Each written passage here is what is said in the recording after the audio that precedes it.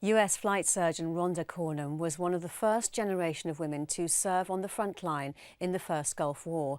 Captured and tortured by the Iraqi army, it was her ability to withstand these experiences which convinced her of the importance of teaching resilience to today's serving soldiers. Just less than a week after retiring as Assistant US Surgeon General, she's been speaking about resilience training at a lecture in London. She told our reporter Rosie Layden that when she was shot down as part of a rescue mission in 1991, she was certain she was going to die. When I was getting shot down and I could see us crashing, my feelings were not of horror. My feelings were of, well, at least I'm dying doing something honorable. You make the decision about whether what you're doing is worth it long before you actually are in that step. So when I joined the Army, and I'd been in the Army, and I internalized the Army values, and one of them is never leave a fallen comrade. So I was simply acting I was just living my values by going out in this kind of mission. But in terms of after that happened, I look at every problem as a challenge to be overcome. So, for example, when I had both my arms are broken, so I couldn't, I couldn't pick up anything. I couldn't. So I just.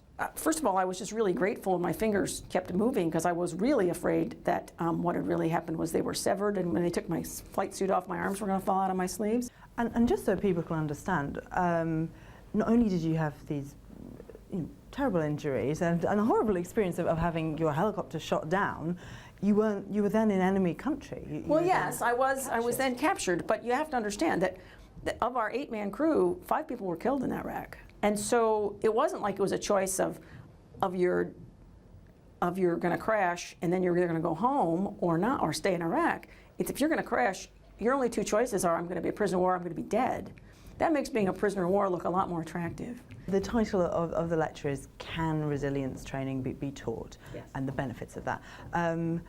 This was your outlook, it was product of your training, of your personal makeup.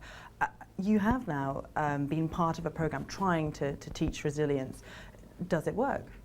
We have good evidence that it works. Now, I will not tell you that we're going to make every person who is exposed to it able to deal with everything in their lives, but almost everybody will be able to be more resilient. It's kind of like physical training.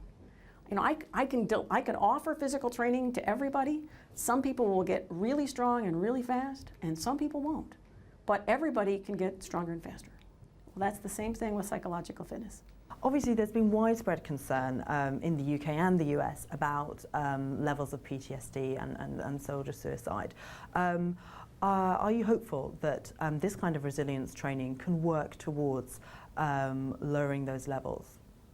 I think that it is very likely that people who have incorporated resilience training into their lives, into their problem-solving methods, are less likely to have depression, anxiety, and post-traumatic stress disorder if they have internalized it.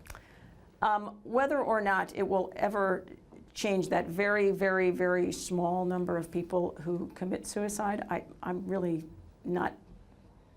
I'm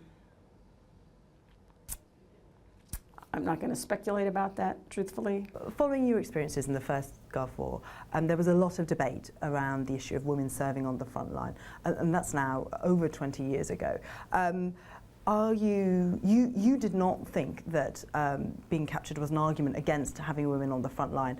Are you pleased to see progress being made in that area, and hopefully that kind of debate shifting?